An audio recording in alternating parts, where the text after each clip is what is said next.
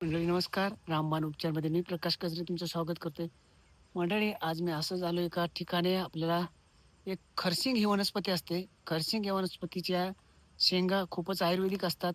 त्याच्या आमच्या ग्रामीण भागातली माणसं भाज्या बनवून करतात. आमच्या ग्रामीण भागातली माणसं भाज्या बनवतात. त्याचं लोणचं सुद्धा बनवतात. खूपच आयुर्वेदिक आहे. कडसर असते, परंतु खूपच असं औषधी सुद्धा आहे. तर आता तुम्हाला मी दाखवते खरशिंकाचं झाड कसं असते ते. तर पाऊस असल्यामुळे मी रेनकोट घातला आणि पाऊस पण भरपूर आहे आमच्याकडं. बघू शकता जंगल कसं. तुम्हाला दाखवते बघा.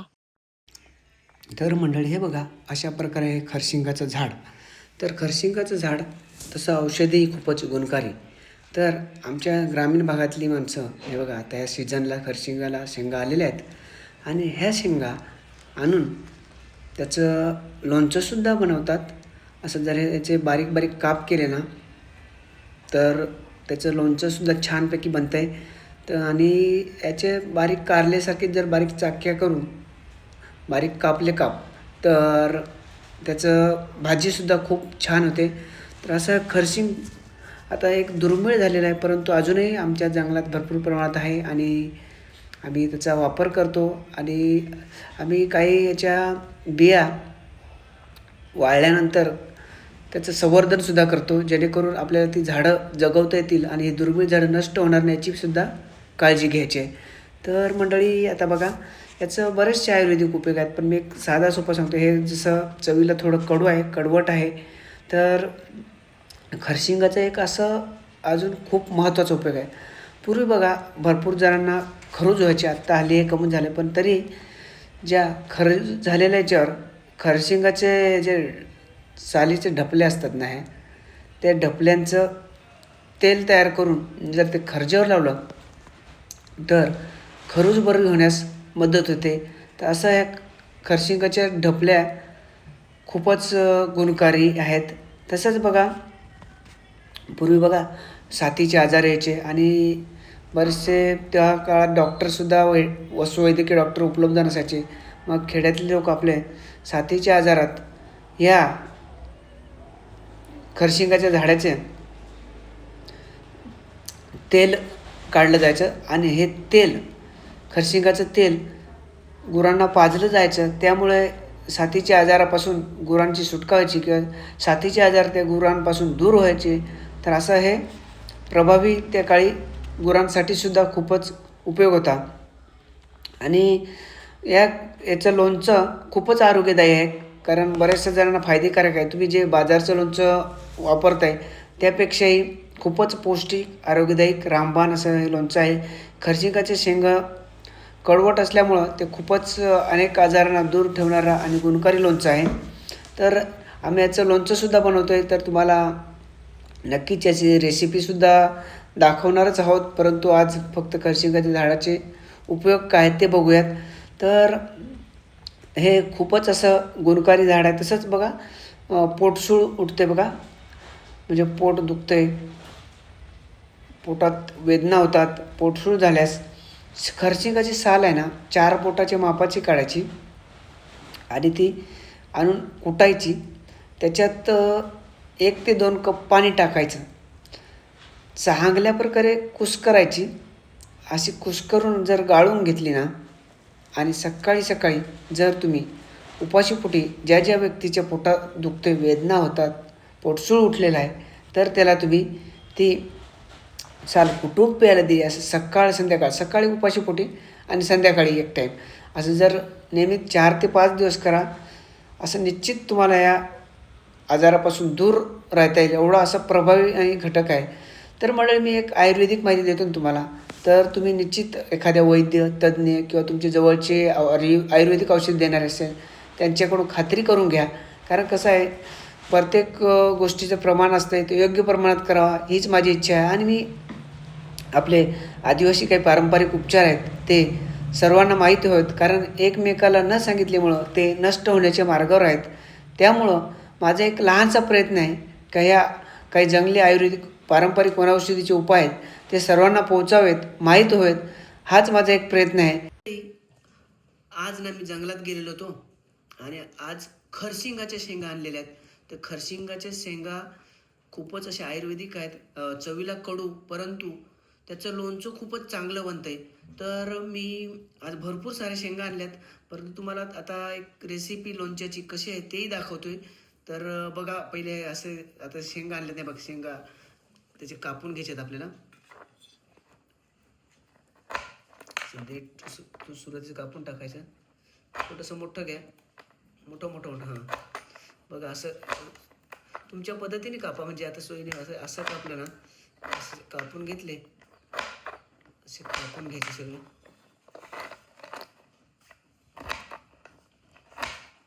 असे कापून घ्यायचे मस्त. आणि तुम्हाला दाखवतो थोडक्यात फक्त प्रोसिजर, कारण काय आहे शेंगा भरपूर आहेत, भरपूर वेळ होईल कापायला आम्हाला. तर तुम्हाला फक्त आता हे चिरून घ्यायचे चार थोडक्यात, म्हणजे त्याच्यात जो मसाला असतो ना लोणच्याचा तो होतो. आता तुम्ही असं असं करून घ्यायच्यात. आणि तुम्ही ना प्रमाण आहे ना लोणच्याचं बनवायचं, मसाल्याचे पुढे आता रेडीमेड आपल्याला भेटतात दुकानात, तर ते आणू शकता. कामधेनू, रामबंधू, बेडेकर, जे पाहिजे ते तुम्ही तुमच्या सोयीने आणा. आणि जे आंब्याचं जसं लोणचं बनवतं त्याच पद्धतीचं आहे, फक्त थोडं तुम्हाला हे ते आपलं खरशिंगाचं आहे तर ते कसं आहे ते दाखवतोय थोडक्यात. असं करून घेतलं ना का तो आपण जेव्हा तेलात टाकू तेव्हा ते मुरण्यासाठी खूपच फायदेकारक होते. तर असं चिरून घेतलं थोडंसं का ते मसाला त्याच्यात जाणार. आणि अशा पद्धतीने आता असे कापून घेतलेले आहेत शेंगा. आणि तुम्हाला पुढची प्रोसिजरसुद्धा आता लगेच दाखवतोय. तर चला तर थोडक्यात पुढची प्रोसिजरसुद्धा बघूयात.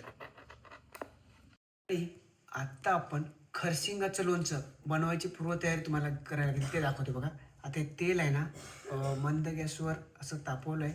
तेल तापवून घ्यायचं आपल्याला. आता हे तेल तापलेलं आहे बघा, त्याच्यात हे काय मोहरीची डाळ टाकली बघा. मोहरीची डाळ घालतोय आता त्याच्यात.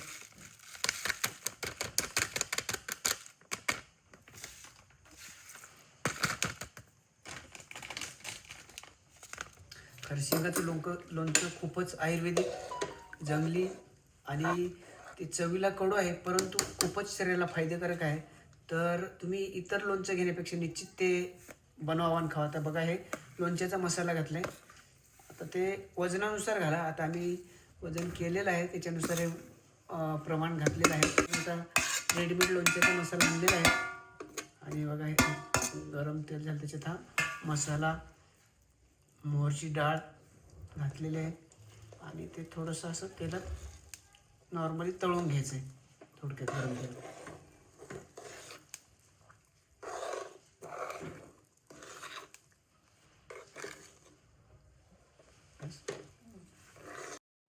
तर मंडळी बघा, हे आमचं तुम्हाला दाखवते.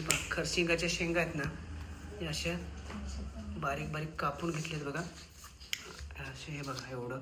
ते आम्ही एवढं आयुर्वेदिक आणि आरोग्यदायी लोणचं बनवतोय. तुम्ही बनवा, तुम्हाला दाखवतोय. आणि जर तुम्हाला शेंगा नाही मिळत, आमच्या गांधी चौकात आमच्या भगिनी आदिवासी बांधव आमचे विकायला आणतात, त्यांच्याकडून घेऊ शकता. हे बघा आता मसाला, तेलात मसाला बिसाला फोडणी देऊन झालेला आहे. आणि त्याच्यात हे मीठसुद्धा घालतात. मीठ घालून आता हे आपल्याला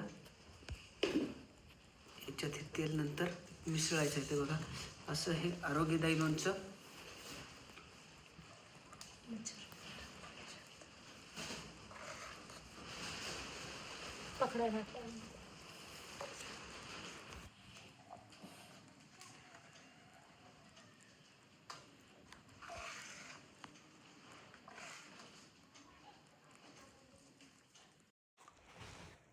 हे बघा हे फोडणी दिलेलं आहे ना मसाल्यातलं, सगळ्याला लागलं पाहिजे असं, म्हणजे कसं त्याच्यात हे झालं पाहिजे. आणि हे लोणचे जे आहेत ना, हे बघा असे चिरून घेतलेत. हां हे बघा आता तुम्हाला दाखवतो. हे बघा असे हे चिरलेले आहेत, म्हणजे कसं मसाला त्याच्यात जाऊन हे होणार आहे. आणि आम्ही काय बिफवले नाही. वाफवलं ना मग त्याच्यातले औषधी घटक कमी होऊन जातात. तर आपल्याला कडू पण आपल्याला गुणकारी पाहिजे, तर त्याच्यासाठी आपण बघा हे असं बनवायला घेतलं असं हा लोणचा. तर निश्चित तुम्हीसुद्धा बनवा.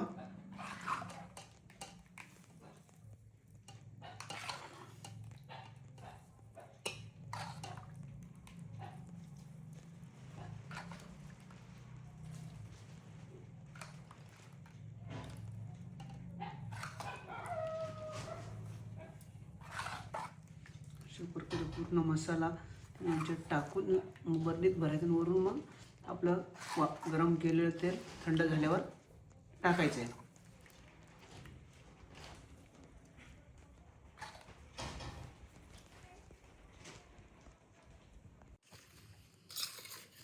असं आता हे सर्व मसाला त्याच्यात मिक्स झाला पाहिजे, असं हलवून घ्यायचं पूर्ण किंवा पूर्ण दिलेलं. आणि नंतर आपल्याला ते बरणीत, काचेच्या बरणीत किंवा चिनी मातीच्या बरणीत भरून ठेवा. म्हणजे कसं, आणि त्याच्यात गरम केलेलं तेल नंतर हळूहळू ओता.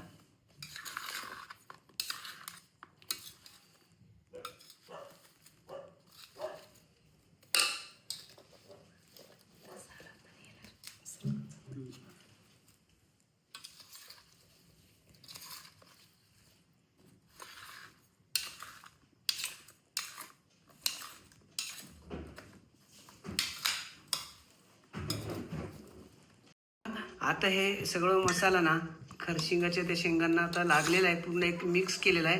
आणि हे बघा असं तयार झालेलं आहे. आणि आता हे बघा, ही चिनी मातीची बरणी लोणच्यासाठी अशी बेस्ट.